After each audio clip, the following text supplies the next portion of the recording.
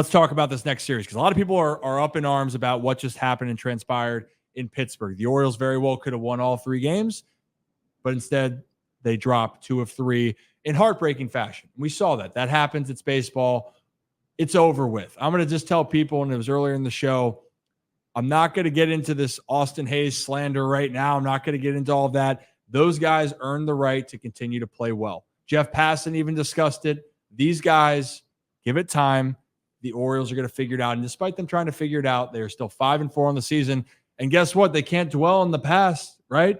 Because you know how the Red Sox are playing right now? They're playing some pretty damn good baseball. And they're sitting, I believe they're sitting at 7-3 going into the series. And they are actually, surprisingly, guys, Zach, the top-rated pitching team in baseball as far as team ERA. That was something that people are quite surprised about, especially with the talent that they have. Yeah, I mean, I think going into the season, especially if you asked anyone in Boston what the downfall of the Red Sox were going to be, all offseason they were screaming that they needed pitching. They wanted Jordan Montgomery. Even we had Kyle Corwin on last time, a few episodes ago. He was talking about it, how they had Jordan Montgomery literally working out in their backyard, working out in Boston, and weren't able to get anything done with him. And it was something that truly Red Sox fans worried about. It was something like, this team can't do anything with this offense or with this pitching. And what do? Like you said, through 10 games, the best ERA in baseball. And the Orioles are getting 3 of their aces, or their 3 best pitchers. So it's going to be a good series. Obviously, Corbin Burnes versus Brian Bello is the first one. That by itself is going to be an incredible game. So I'm excited for that. But in Boston, anything can happen. Yes. You got the wall. You have, we have pesky pole. We have 420 dead center. And especially in that ballpark, I feel like it can be a pitcher's nightmare because pop-ups to left suddenly just graze the wall, and now it's a double.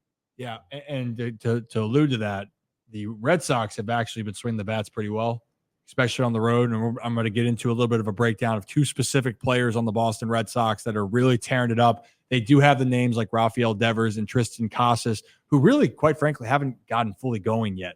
It's these other 2 guys that we're going to discuss that you need to watch out for. But pitching-wise, the Orioles are going to have Corbin Burnes, Cole Irvin, and Grayson Rodriguez slated to go, while the Red Sox are going to have Brian Bello, Nick Pivetta, and I believe it is Cutter Crawford. So I actually got to face Cutter Crawford in the minor leagues quite a lot. And guys, it's Boston's opening day, by the way, at home. So it's the Orioles' third opening game. They're going to have third opening game. They're going to have to do the festivities, the high fives, and all of that. So it's a 2:00 game to start the series.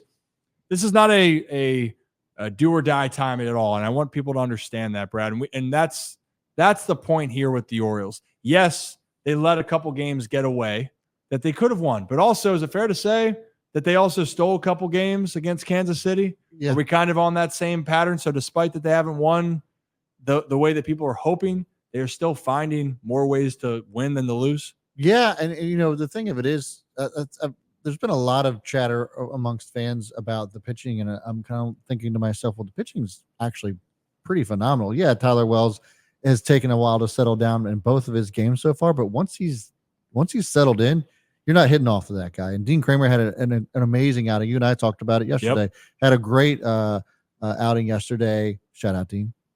Hope you're watching. Shout out, Dean. He's a good kid. He said, I just want to go out there and make you proud, Ryan. I said, Dean, you make me proud every single day. Just don't give up any runs. I feel like that's you with Dean, and then me and Bauman have a thing. You guys might be having a growing bromance. I may have commented on that high socks are the way to go, and he did say that it was for me. But but anyways, the pitching has been actually incredible. Craig Kimbrell has done really well. I don't want to say I'm concerned, but the bats are an issue. I think that's something that does need to be just kind of addressed. That they have to wake up. But the thing of it is, there's all-star hitters. There's a rookie of the year. They're going to figure that out. It's way too early to be getting this crazy off a team that won 101 games last year with basically this roster. Yeah. I don't think that there isn't anything to worry about, and the bats will come alive. And bringing up anybody from the minors isn't going to change the fact that the bats are a bit quiet at the moment. Well, and there's also names that the Orioles aren't going to part with right now. Yeah. And that's things. Austin Hayes, for all the ones that are saying that, because that's the name I keep seeing, right? Everyone's seeing that out there. Stop giving it bats to Austin Hayes.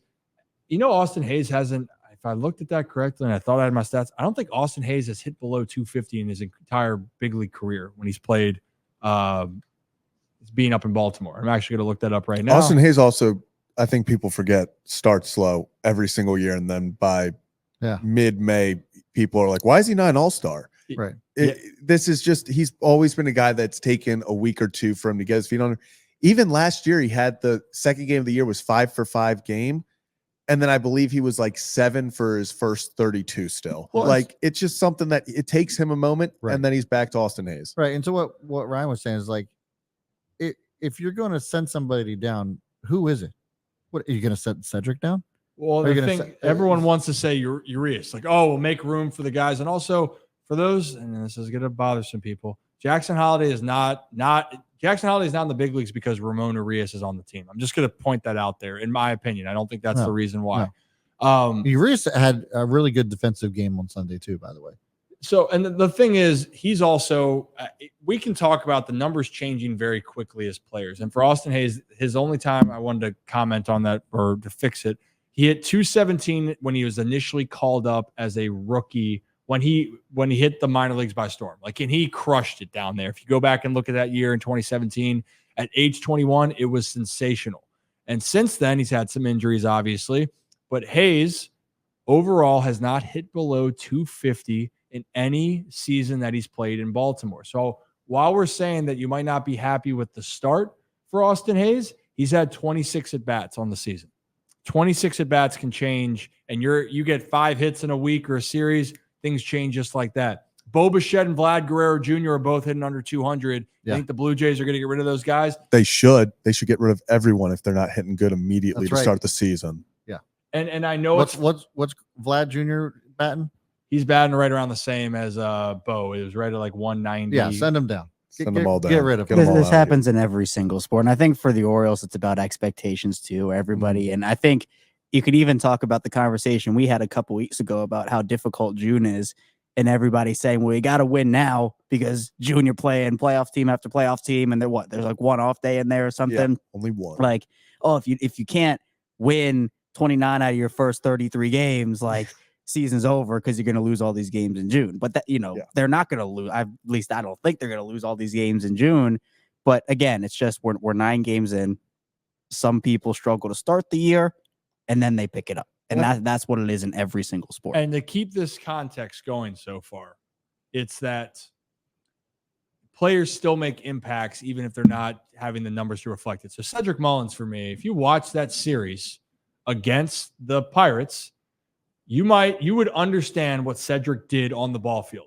But if you look at just his stats and go, oh, he hit 143. Cedric was a part of an assist that got an out at the plate. He's made some tremendous plays in the field. By the way, he didn't have a hit in the game that he had 2 RBIs, and it was the Jordan Westberg sliding into home. Mm-hmm. That was Cedric that hit it, but his at-bat before, sac fly that got the Orioles 1 run closer, and Ced also hit his second home run of the year. So what I'm saying is those are guys where they impact the game in different ways that you can't always just look at a stat sheet and explain what's going on. It's going to take time.